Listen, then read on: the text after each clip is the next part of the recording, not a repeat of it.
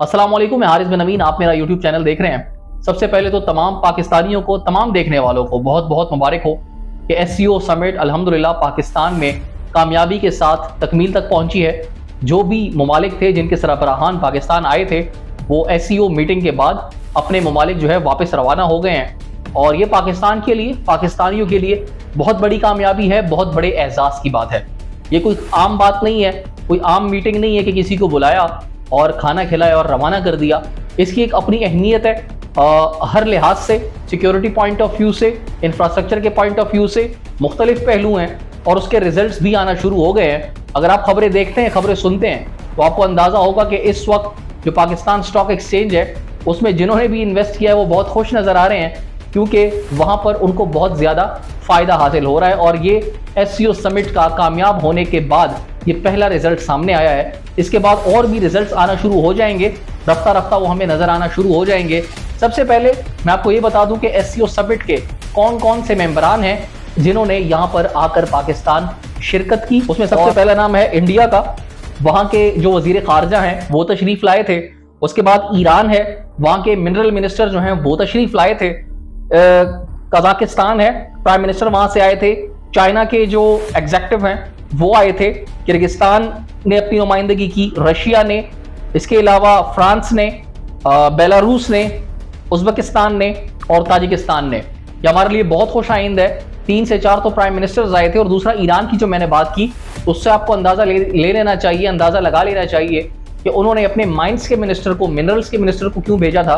क्योंकि पाकिस्तान, खास तौर पे बलूचिस्तान, मिनरल्स के हवाले से बहुत इंपॉर्टेंस रखता है और इस हवाले से पाकिस्तान दीगर ममालिक के साथ मिलकर कुछ इकदाम करने लगा है, कुछ काम करने लगा है। तो लोग इंटरेस्ट शो कर रहे हैं, मुख्तलिफ ममालिक उसमें इंटरेस्ट दिखा रहे हैं और उस वजह से जिसका जो कंसर्न होता है उसी लिहाज से अपने जो नुमाइंदे उनको भेजता है। इसी तरीके से पाकिस्तान के साथ भारत के ताल्लुकात हमें आम तौर पर इतने खास अच्छे नज़र नहीं आते, इसीलिए उन्होंने अपने फॉरेन मिनिस्टर को भेजा, जिनको पाकिस्तान ने बहुत ही भरपूर अंदाज में वेलकम किया, बहुत अच्छे अंदाज में उनको वेलकम किया गया।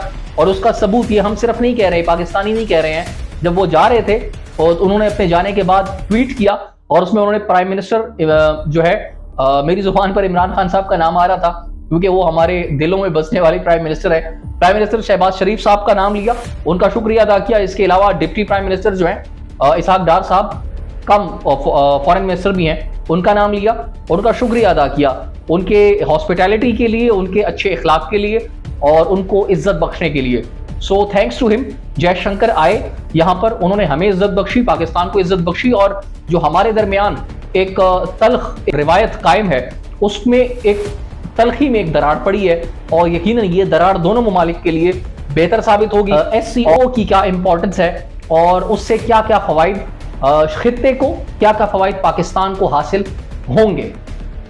तो सबसे पहले तो मैं बात करूंगा रीजनल स्टेबिलिटी। रीजनल स्टेबिलिटी जो है उस पर वो बहुत इंपॉर्टेंट है। और जो हमारा रीजन है, जिस तरीके से हमारे साथ भारत है, ईरान है, अफगानिस्तान है, चाइना है, ये हमारे रीजन के ममालिक हैं। और एक और इंपॉर्टेंट बात मैं आपको बता दूं जो कि मैं शेयर नहीं कर सका अनफॉर्चुनेटली, ये जो ममालिक हैं, ये जो एससीओ के मेंबर्स हैं, ये कहने को तो सिर्फ 10 ममालिक हैं, मगर दुनिया की आबादी का 40% हिस्सा इन ममालिक पर मुश्तमिल है। जिसमें आप देख लें कि भारत एक बड़ी आबादी वाला मुल्क है, चाइना एक बड़ी आबादी वाला मुल्क है, पाकिस्तान एक गुंजानाबाद मुल्क है। तो दुनिया की 40% पॉपुलेशन का ताल्लुक इन्हीं 10 ममालिक से है, इसीलिए ये इसकी इंपॉर्टेंस को मजीद बढ़ा देता है। इसके अलावा इन ममालिक का ताल्लुक एशिया से है और एशिया का यूरोप के साथ अगर मवाजना किया जाए तो उस लिहाज से भी अगर इसका कंपैरिजन हो तो ये बहुत इंपॉर्टेंस अपनी जगह रखता है। बहरहाल आ जाते हैं कि अपने टॉपिक की तरफ कि रीजनल स्टेबिलिटी क्या है। जैसे हम बात करते हैं कि पाकिस्तान में इकोनॉमिकल स्टेबिलिटी नहीं है, पाकिस्तान में पॉलिटिकल स्टेबिलिटी जो है नहीं है और उसकी अपनी एक इंपॉर्टेंस है। कुछ लोगों का कहना है कि अगर पाकिस्तान में पॉलिटिकल स्टेबिलिटी आ जाए तो इकोनॉमिकल स्टेबिलिटी खुद ब खुद आ जाएगी।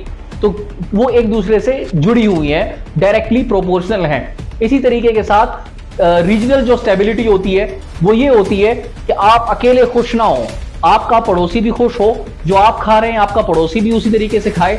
ये ना हो कि आप पेट भरकर खाएं और आपका पड़ोसी जो है वो भूखा रात को सोए। इसको कहते हैं रीजनल स्टेबिलिटी। रीजन की जो अपनी ताकत होती है, रीजन जो है वो मुस्तहकम होता है। इसी तरीके से अगर एशिया मुस्तहकम होगा, जो हमारे दीगर ममालिक हैं हमारे साथ जुड़े हुए, पाकिस्तान के अलावा बात कर रहा हूं, भारत, पाकिस्तान, अफगानिस्तान, ईरान, चाइना, ये तमाम ममालिक, उज्बेकिस्तान, किर्गिस्तान, ये तमाम ममालिक जब स्टेबल होंगे, इकोनॉमिकली स्टेबल होंगे, अमन अमान की सूरत हाल वहां पर होगी, उनको और कोई परेशानी नहीं होगी, आपस में एटलीस्ट कोई ऐसी कोई जंग नहीं होगी, तब ये स्टेबल होंगे और ये आपस में जो कारोबार है और इसके अलावा दूसरे रीजन के साथ जो बिजनेस है उसको प्रमोट कर सकेंगे, उसको जो है आगे बढ़ा सकेंगे। अगली चीज जो है इकोनॉमिक कोऑपरेशन है। इकोनॉमिक कोऑपरेशन ठीक उसी तरीके से के साथ है कि जिस तरीके से दो दोस्त होते हैं, एक का ताल्लुक एक ऐसे खानदान से होता है कि जो बहुत अमीर कबीर होता है, जबकि दूसरा दोस्त वो फाइनेंशियली वीक होता है, राइट। तो लेकिन फाइनेंशियली वीक होने के अलावा उसके पास स्किल्स होती हैं, तो जो मालदार है वो अपने इस दोस्त की स्किल्स को यूटिलाइज करता है और दोनों मिलकर की एक बिजनेस को परवान चढ़ाने में एक दूसरे की मदद करते हैं। इसमें कोई उधार देने वाली या भीख मांगने या देने वाली बात नहीं होती।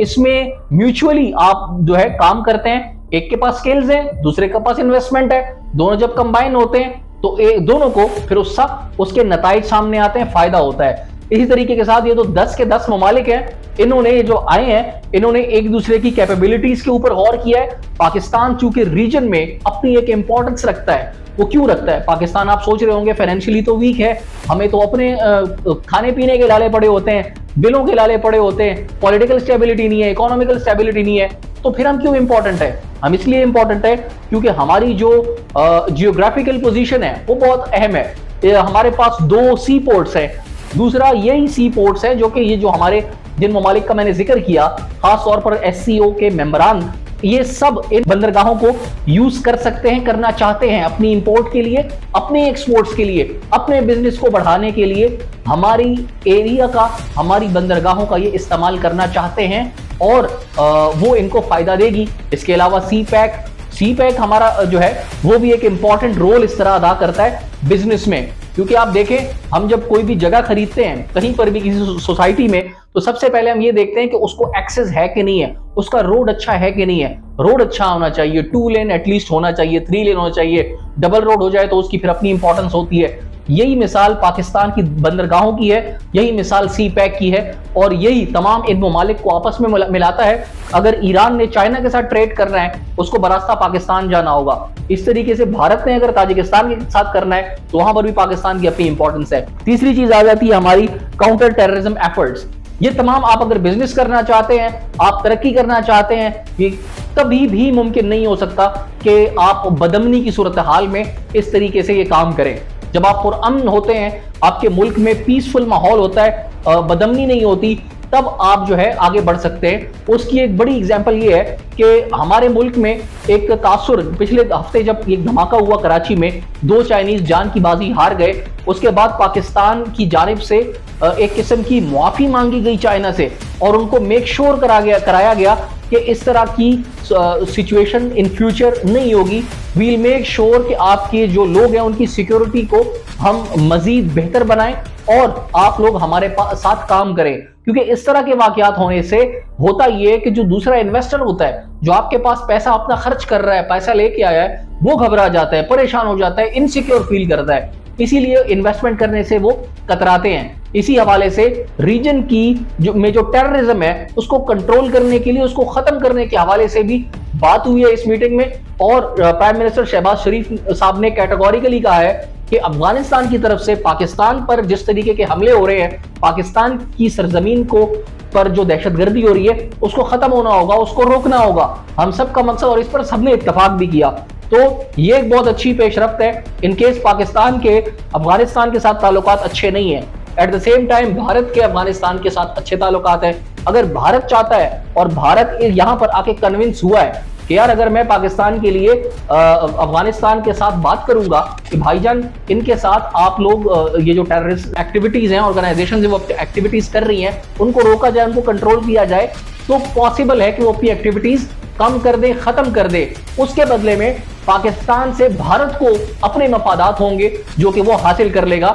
और ये जो भाईचारा होता है, ये जो हम लोग कहते हैं फला दोस्त मुल्क है, फला दुश्मन मुल्क है, ये तमाम जो है ये म्यूचुअल जो बेनिफिट्स होते हैं उस पर डिपेंडेंट होते हैं। आपके किसके साथ क्या मफादात हैं, आपका के उसी मफादात के मुताबिक आपके उनके साथ ताल्लुकात हुआ करते हैं। बहरहाल आगे बढ़ते हैं। कल्चरल इंगेजमेंट ये बहुत इंपॉर्टेंट है। कुछ लोगों को ये लग रहा होगा कि कल्चरल इंगेजमेंट क्यों जरूरी है। जिस तरीके से देखा जाए पाकिस्तान का कल्चर है, हमारे पास मुख्तलिफ कल्चर्स जो है पाए जाते हैं। सिंधी कल्चर अलहदा है, खैबर पख्तूनख्वा का अपना कल्चर है, पंजाबी का अपना कल्चर है, बलोचिस्तान का अपना खूबसूरत कल्चर है। तो ये एक कॉम्बिनेशन है, एक गुलदस्ता है। और इस तरह के कल्चर भी बहुत कम ऐसे ममालिक होते हैं कि जिनमें मल्टीपल कल्चरल लोग होते हैं। इस तरह भारत में भी मुख्तलिफ कल्चर्स हैं और हमारा और भारत का कल्चर आपस में काफी मिलता है। इस बात का खास जायजा लिया गया है, खास तवज्जो दी गई है कि कल्चरल एक्सचेंज बहुत जरूरी है। यानी कि मुख्तलिफ इवेंट्स हो रहे हैं, पाकिस्तान में एक इवेंट हो रहा है, उसमें ये तमाम 9 ममालिक इनवाइटेड होंगे, उनको फैसिलिटेट किया जाएगा हर तरह से और वो लोग आकर यहाँ पर उस कल्चरल इवेंट में हिस्सा भरेंगे। इसी तरीके से अगर ईरान में कोई इवेंट होने जा रहा है तब भी वहां पर सब शामिल होंगे। उससे होता ये है आपका कल्चरल एक्सचेंज होता है और दुनिया के अंदर एक पॉजिटिव इमेज जाता है उस कंट्री का और एक इंप्रेशन अच्छा पड़ता है उस कंट्री का बाकी ममालिक में। न सिर्फ इन 10 ममालिक का बल्कि बाकी यूरोपियन कंट्रीज के ऊपर भी आपका इंप्रेशन अच्छा पड़ता है। फिर होता क्या है कि आपका जब सॉफ्ट इमेज दुनिया देखती है तो उनको लगता है कि हाँ यार ये लोग पीसफुल लोग हैं। ये इंफ्रास्ट्रक्चर के हवाले से पाकिस्तान बहुत ज्यादा अहमियत का हामिल है और तमाम जो रीजन के बाकी दीगर ममालिक है उनको पाकिस्तान की जरूरत पड़ती रही है मुख्तलिफ अदवार में। और अब उनको इस बात की समझ आ गई है कि पाकिस्तान के साथ हमें बना के रखनी है अगर वो लोग मजीद तरक्की करना चाहते हैं। और डेफिनेटली उनकी तरक्की से पाकिस्तान को भी फायदा होगा और अपने कदमों पर वो खुद खड़ा होने की सकत रख सकेगा। इन पर्टिकुलर हम लोग बात कर लेते हैं चाइना के प्रेसिडेंट की। वो एक दिन पहले पाकिस्तान आए, पूरे 3 दिन का दौरा था उनका और उन्होंने बताया जा रहा है कि मल्टीपल प्रोजेक्ट्स थे। खास तौर पे जो CPEC का प्रोजेक्ट है उसको इनहेंस करने के लिए गवादर के हवाले से गवादर एयरपोर्ट का जो है वो बाकायदा तौर पर इफ्तिताह कर दिया गया है और उससे न सिर्फ गवादर तक वो महदूद रहेगा, पूरा बलोचिस्तान उससे महजूज होगा, पूरा पाकिस्तान उससे फायदा उठाएगा। और ये एक बहुत बड़ी खबर है और उनको मेक श्योर किया गया जब वो आए हैं कि पाकिस्तान के जो लोग हैं वो चाइनीज से बहुत मोहब्बत करते हैं। चाइना के लिए पाकिस्तान एक सिक्योर कंट्री है और वो बहुत इस हवाले से मुतमईन होकर गए उनके प्रेसिडेंट। और आपको एक और बात बता दूं कि 11 सालों में ये पहली मर्तबा हुआ है कि चाइना के प्रेसिडेंट खुद पाकिस्तान आए हैं। तो ये भी पाकिस्तान के लिए बहुत एजाज की बात है, फख्र की बात है कि कामयाबी के साथ हम लोगों ने ये जो SCO समिट है उसका इनेकाद करवाया।